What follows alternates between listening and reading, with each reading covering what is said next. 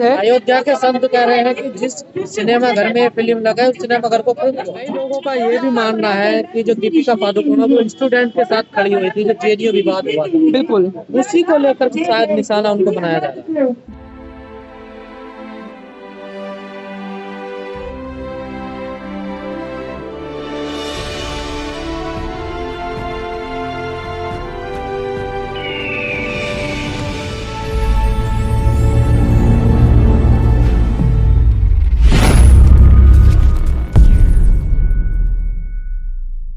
विक्रम जी, देश में तमाम मुद्दे हैं, महिलाओं की सुरक्षा को लेकर, बेरोजगारी, तमाम तरीके के मुद्दे हैं, लेकिन मीडिया और तमाम लोग दीपिका ने भगवा कलर की बिकनी क्यों पहन रही, इस पर बहस कर रहे थे। क्या कहना आपका? ये देश के लिए कहीं ना कहीं सिर्फ एक व्यक्ति के लिए नहीं बल्कि इस राष्ट्र के लिए शर्मनाक बात है। और इस राष्ट्र में अब सारे मुद्दे खत्म हो गए हैं। देश में बढ़ती बेरोजगारी, बढ़ता करप्शन, अभी ड्यू एलएलबी एंट्रेंस में भी बड़े लेवल पर स्कैम हुआ है। दिल्ली विश्वविद्यालय के जिस आप स्थल पर हैं, इस स्थल में पीएचडी में इतने सारे समस्याएं बच्चों को देखने को मिल रहा है, 3 रोस्टर सिस्टम में देखने को मिला। लेकिन यहाँ इस देश के कुछ पार्टिकुलर लोगों को ये देखना है कि उसकी कलर कौन सी है। तो कलर किसी को पीला पसंद है, किसी को भगवा, किसी को लाल, किसी को ब्लैक, किसी को व्हाइट। तो हम कलर पर अगर मैं जब चर्चाएं करने लगेंगे और फ्रंट मीडिया करने लगेगी तो फिर इस देश का दुर्भाग्य है। जब देश की किसी भी राष्ट्र निर्माण युवाओं की प्रमुख भूमिका होती है, तो हम युवाओं की बात नहीं करके हम उसके कपड़े पर तो भगवे पर बात करेंगे, तो ये शर्मनाक की बात है। और इस देश को कहीं ना कहीं ये सोचने की जरूरत है हर एक वर्ग को। और धन्यवाद आपका कि आप जैसे चैनल वाले हो जो इस मुद्दे को उठा रहे हैं। तो ऐसे जो कहीं ना कहीं जो डायलेमा है, इस डायलेमा से हमारे युवाओं को, लोगों को निकलने की जरूरत है। तो क्या लगता है देश में भगवा कलर की बिकनी जो सारी बैन करती जाए? ये बताइए, भगवा कलर की बिकनी को आज आप बोल रहे हैं, कल बोलेगा कि ब्लू कलर के बैन कर दो, कोई बोलेगा रेड कलर के बैन कर दो। तो आप क्या चाहते हो कि हमारे माँ बहनें नहीं पहने? एक वो बाबा है काना बाबा, वो बोलता है कि महिलाएं तो सुंदर लगती है बिना कपड़े की। तो आप वही चाह रहे हो क्या कि बिना कपड़े की हमारी माँ बहनें बप रहे? तो ये सोचने की जरूरत है, क्या हम किस युग में जा रहे हैं? उस युग में जा रहे हैं जब हम लोग बिना कपड़े के रहा करते थे।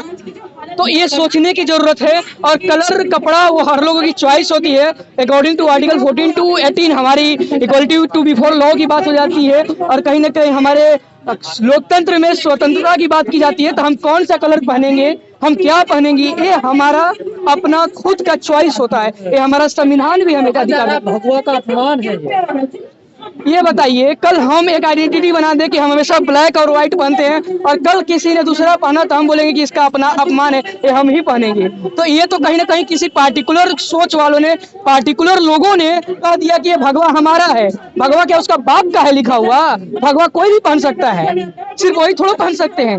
हाँ, लेकिन जो वल्गैरिटी फैलाई जाती है, जो कहीं ना कहीं उससे रेप जैसी, आज 16 दिसंबर है, आज ही के दिन निर्भया केस बड़ा दर्दनाक हुआ था 2012 में। तो अगर मैं कोई भी हो, वो बॉलीवुड से हो, चाहे कोई भी व्यक्ति हो, चाहे कॉलेज की हमारी माँ बहनें हो, वैसे कपड़े थोड़ा सा सोच के पहनना चाहिए। क्योंकि उससे होता क्या है कि और लोग देखते हैं। और आप भी विरोध कर रहे हैं इसका मतलब? मैं कपड़े का विरोध नहीं कर रहा हूँ, कोई पार्टिकुलर रंग का, लेकिन हम अपने संस्कारों में बंद कर, हम किसी कलर का विरोध नहीं कर रहे हैं। लेकिन आप नंगे घूमोगे तो इससे कहीं ना कहीं इम्पैक्ट पड़ेगा। हम चश्मा पहन के देखेंगे ही। तो संस्कार की तो बात वही कर रहे हैं कि हमारे वो तो बोल रहे हैं कि बिना कपड़े के रहो, बिना कपड़े की लड़कियां और अच्छी लगती है, सुंदर लगती है। वो तो बाबा रामदेव कह रहे हैं। हाँ, तो बाबा रामदेव या जो भी देव हो, बाबा जितने लोग हैं आजकल बिना कपड़े के उनको पसंद है। अयोध्या के संत कह रहे हैं कि जिस सिनेमा घर में फिल्म लगा है उस सिनेमा घर को फूंक दो।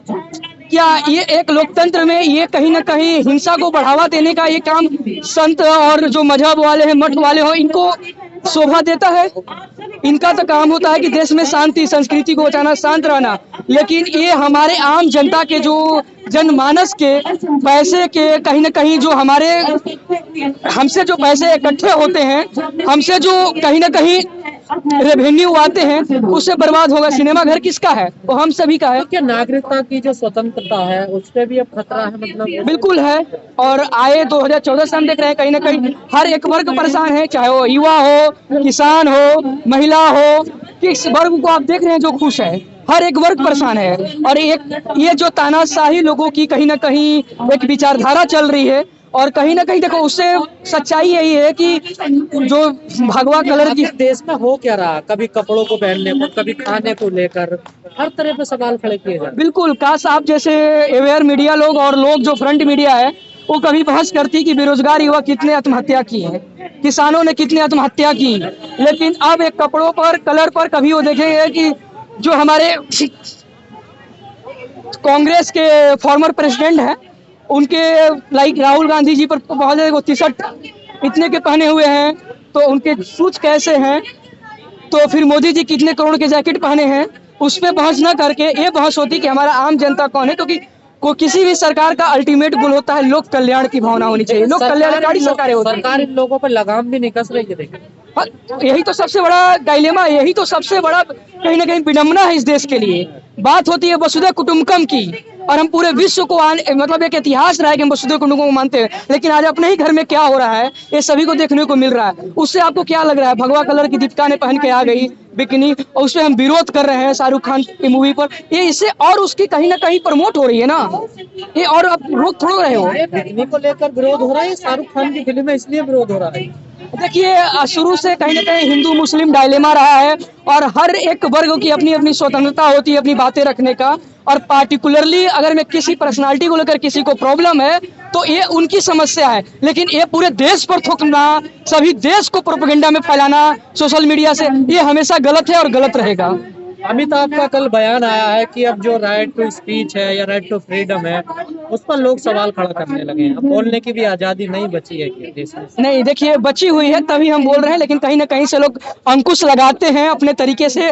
किसी को झूठी केस में अंदर डाल देंगे, किसी को बोलने पर अंदर डाल देंगे, तो किसी को पहनने पर रोक दी जा रही है। तो कोई स्टूडेंट है अगर मैं उसको एग्जाम में स्कैम हुआ है तो आरटीआई लगाता है, डिमांड करता है तो उसको अंदर कर दी जाती है, प्रोटेस्ट करता है तो अंदर कर दी जाती है। अमिताभ इस बात को कह रहे हैं तो कुछ तो अमिताभ बच्चन देखिए महानायक हैं, और कहीं ना कहीं बहुत सारे उनके साथ जो एक वक्त था जो कहीं ना कहीं उनको विचारधारा उनकी बदल रही थी, विचार से जुड़े हुए थे, आज उनकी विचारधारा जग रही है, अवेयर हो रहे हैं, उनको समझ में आ रही है, तो उनको साधुवाद है कि वो जग तो रहे, देर से सही। दिशा में ले जाना चाहते हैं, एक तरफ कहते हैं विश्वगुरु बनाएंगे भारत को, दूसरी तरफ कपड़ों पे कमेंट्स करते हैं लोग। जिस देश में कपड़ों पर किसी के, चाहे वो राहुल गांधी जी हो चाहे दीपिका पादुकोण जो बिकनी पहनी है, उस पर जब जो देश कपड़ों पर कमेंट करने लगे, जूतों पर कमेंट करने लगे, इस मुद्दे को छोड़कर कि बेरोजगारी कितना है, किसानों की आत्महत्या कितनी हो रही है, कि किसानों की 2022 तक आय दुगनी करने की बात हो रही थी, मैं खुद किसान परिवार से हूँ,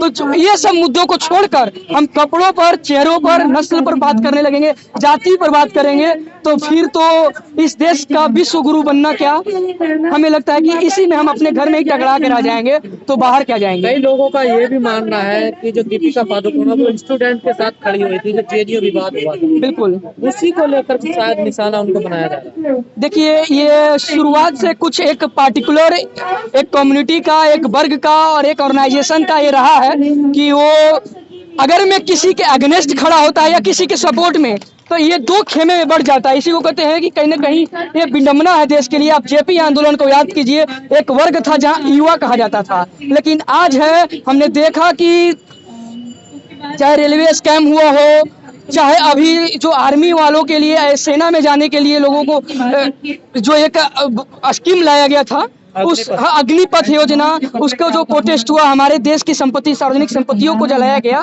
तो वो एक युवा अंदर जो आग चीजें होती है, वो आग को एक ज्वाला तो बनती है क्योंकि दर्द है, लेकिन जैसे ही ये विडंबना एक बना हुआ है और जैसे ही डायलेमा में हो तो प्रोपेगेंडा फैला दी जाती है कि तुम किसी और कम्युनिटी से, जैसे कोई एबीपी से, कोई नेशनल से, युवा आज बटा हुआ है, कोई किसी ने लालच दिया वहां चला गया, तो ये युवा एक अपने आप में वर्ग होता है, और युवा को कहीं ना कहीं एक यूनिटी के साथ विश्वविद्यालय परिसर में कर, ये युवा अपने आप में एक वर्ग है, तो युवा अपने हितों के लिए आवाज उठाएगा। उसके साथ अगर मैं कुछ पार्टिकुलर पर्सनालिटी आ रहा है, कोई सेलिब्रिटी आ रहा है, साथ दे रहा है, तो ये तो अच्छी बात है ना कि युवाओं के लिए कोई तो खड़ा हो रहा है। बाकी तो सब स्पिरिट कहीं ना कहीं डिप्रेस्ड करने में, उसको दबाने में लगे हुए हैं। आप हर जगह देखिए, यूपीएससी में ही देखिए, आप लेटरल एंट्री ला दी है, उसमें 300 सीटें आप कहीं ना कहीं उसको रिजर्व करके रख लेते हैं, तो उसमें हम सब फाइट करते हैं। और उसमें भी इंडिया वर्सेज भारत की एक डायलेमा चलती है। ये बहुत बड़ा कंसेप्ट है इंडिया वर्सेज भारत। अगर मैं इस चीज को आप थोड़ा सा देखें, ऑब्जर्व करें, एक देश के राजधानी से हम देख रहे हैं कि राजधानी में बड़े बड़े और भी सिटीज में किस तरीके से महानगरों में देखने को मिल रहा है।